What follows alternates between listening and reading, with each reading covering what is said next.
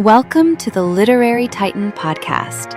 In every episode, we dive into a book we've just read and share our thoughts, from best-selling authors to rising literary stars. We read it. Now let's talk about it. In the religious science fiction thriller The Second Coming, Divine Deception, the Vatican secretly launches Project Genesis, using DNA from the Shroud of Turin to create a child they hope will be the new Messiah. At the exact same time, in Nazareth, a struggling young woman named Rachel miraculously conceives a son of her own. The lab-grown boy, Michael, is raised in a hidden Swiss facility and slowly groomed into a global spiritual superstar, while Joshua grows up poor, loved, and quietly gifted, healing people in back alleys and shelters. The novel follows both of them from birth, toward a foretold showdown at 33, moving from Vatican back rooms to New Rome in Switzerland and refugee camps in Jerusalem, as the world decides which second coming it believes in. What I liked most about the writing is how straightforward it is.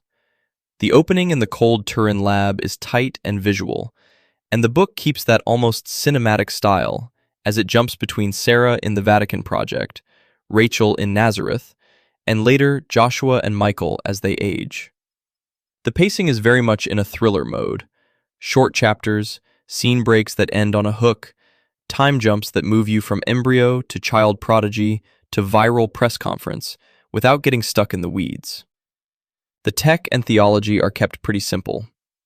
You get just enough genetic jargon to buy the premise. Then the story goes back to people in rooms making scary choices.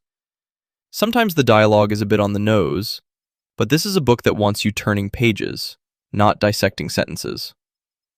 Where it got interesting for me was in the author's choices around the two messiahs and the whole obsession with proof.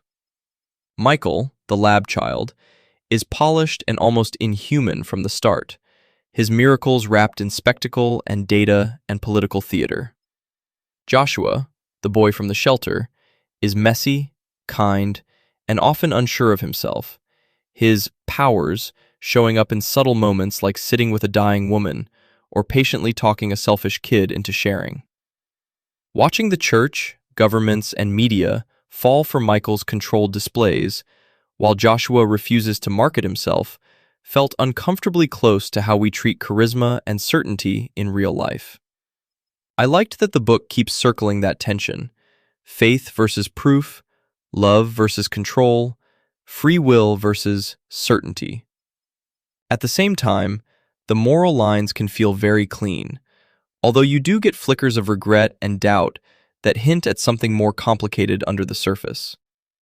By the time the story moves into the later chapters, with New Rome rising around Michael's empire, and Joshua building a much smaller, scrappier movement in Jerusalem, the book starts to feel less like a standard thriller and more like a long parable about what kind of power we actually want shaping us.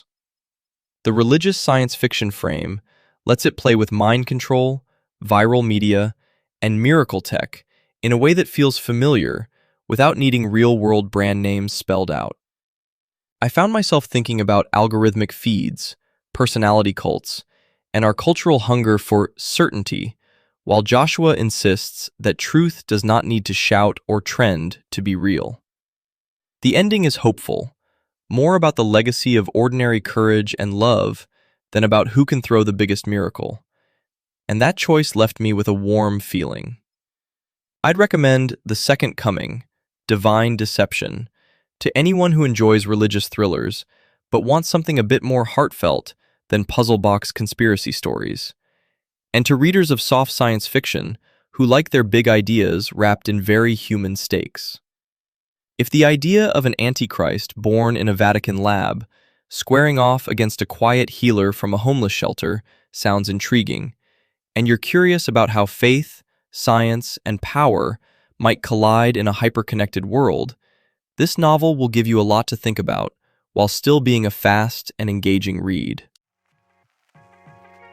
Thanks for joining us on the Literary Titan podcast.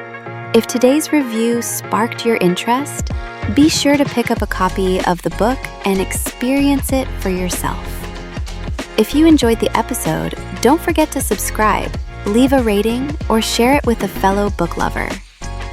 Until next time, keep reading, not just to escape, but to grow.